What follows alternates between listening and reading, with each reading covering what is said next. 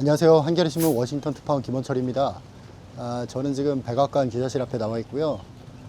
오늘은 트럼프 대통령이 순방 떠나서 백악관 지금 비어 있는데 취임 한 4개월 정도 지난 이 시점에 지금 무역과 관련해서 일부 합의들이 나오고 있어서 그리고 어제 그 4월 관세 수입이 발표됐습니다. 그래서 관련해서 과연 트럼프 대통령은 지금 관세 전쟁에서 승리하고 있는가?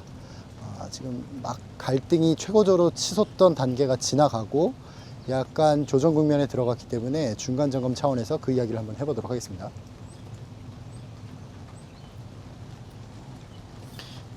예, 어제 4월 관세 수입이 발표됐습니다. 4월 관세 수입은 역대급 숫자가 나왔는데요.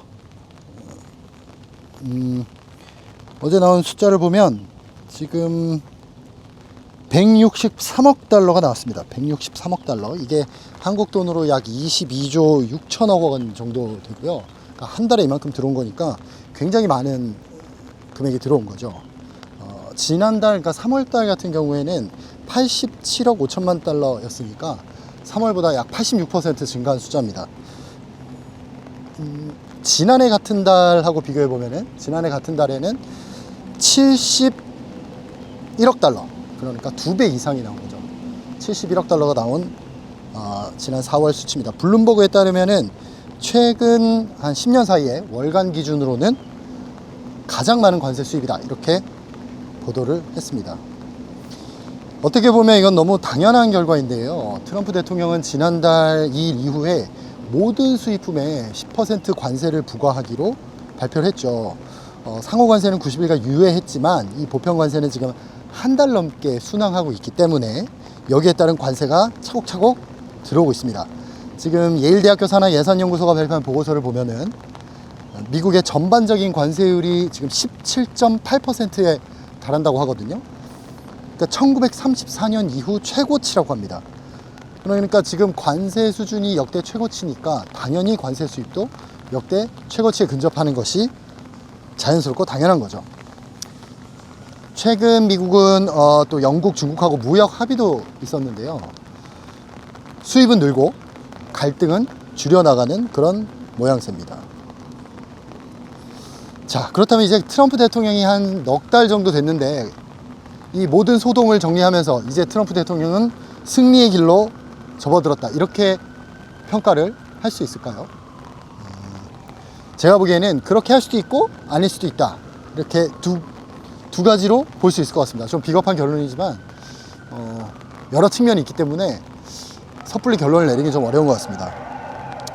첫 번째로 비판하는 쪽 이야기를 한번 들어보겠습니다. 비판하는 쪽에서는 이제 소탐대실론을 이야기하죠. 없던 관세를 부과했으니까 관세 수입이 느는 건 당연한데 잃는 것이 더 크다, 이런 비판입니다.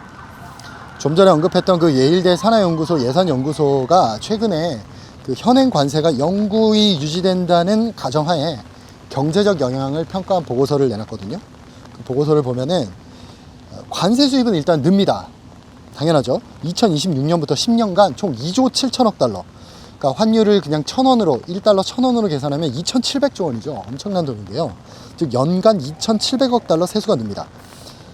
하지만 소비자 물가가 단기적으로 1.7% 상승하고 이는 가구당 연평균 2,800달러의 소비 여력 감소로 이어집니다. 미국에 약 1억 3천만 가구가 있으니까요. 계산하면 총 3,640억 달러, 3,640억 달러의 소비 여력이 사라지죠. 이미 배보다 배꼽이 큰 상황입니다. 이게 끝이 아닙니다. 미국 실질 GDP 성장률도 올해만 0.7%포인트 낮아지고요. 이렇게 되면 실업률은 또 0.35%포인트 증가하고 고용은 감소합니다. 그러니까 실업자가 늘고 고용이 줄면 노동소득이 감소하고 세수가 또 줄겠죠. 그리고 사회복지 지출이 증가합니다. 이런 악순환이 되기 때문에 이런 것까지 더하면은 손해가 이득을, 눈에 보이는 이득을 압도한다는 것입니다. 다만 이제 트럼프 대통령 입장에서는 한 가지 반론이 가능합니다. 바로 그것이 국가부채 문제인데요.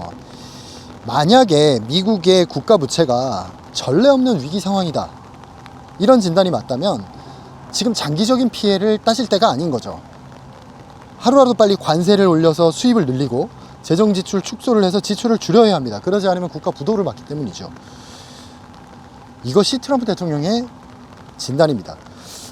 따라서 그 트럼프 대통령의 관세 정책이 정당한가를 논하려면 이것이 뭐 장기적인 손해가 더 크다 이런 논의도 가능하지만 그 전에 트럼프 대통령의 진단, 즉 미국의 국가 부채가 그런 손해를 장기적인 손해를 감수하고서라도 지금 움직여야 할 정도로 심각한가, 그 부분에 대해서 먼저 들여다볼 필요가 있습니다.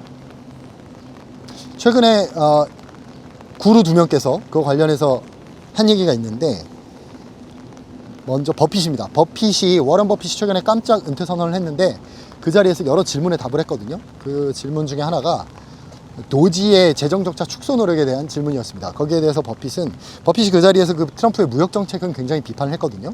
하지만 그 재정적자 축소 노력에 대해서는 아무도 하고 싶어 하지 않지만, 그러니까 나는 하고 싶지 않지만 누군가는 해야 할 일이다, 이렇게 긍정적으로 평가했고요. 또 파월이 있습니다. 페드 의장이죠.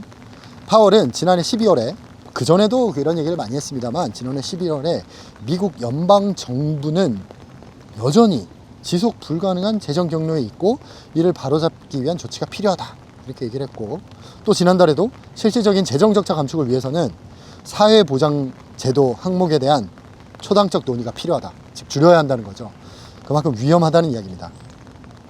만약에 당장 조치를 취하지 않으면 가까운 미래에 미국이 국가 부도 상황을 맞는다, 그게 맞다면 트럼프의 관세 정책은 정당성을 가질 수도 있다는 거죠. 지금 장기 손해를 따질 때가 아니라는 겁니다. 자, 그렇다면 미국의 국가 부채는 심각한가? 이 부분에 대해서 왜 이렇게 합의가 어려운가? 뭐 국가 부채라는 거는 숫자로 딱 찍혀서 나와 있는 거니까요.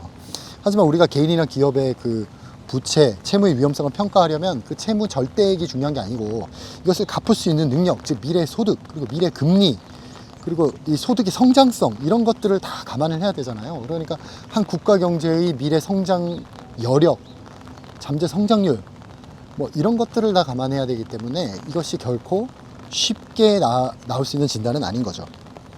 따라서 미국의 국가 부채가 심각하다 정도에까지는 뭐 어렵지 않게 동의를 하지만, 여러 사람들이 이것이 과연 긴급한 행동을 요할 정도로 굉장히 심각하다라는 진단에까지는 아직 학자들의 의견이 많이 갈리는 것 같고, 그래서 트럼프 대통령의 그 관세 정책에 대해서도 여러 의견이 나오고 있는 것 같습니다.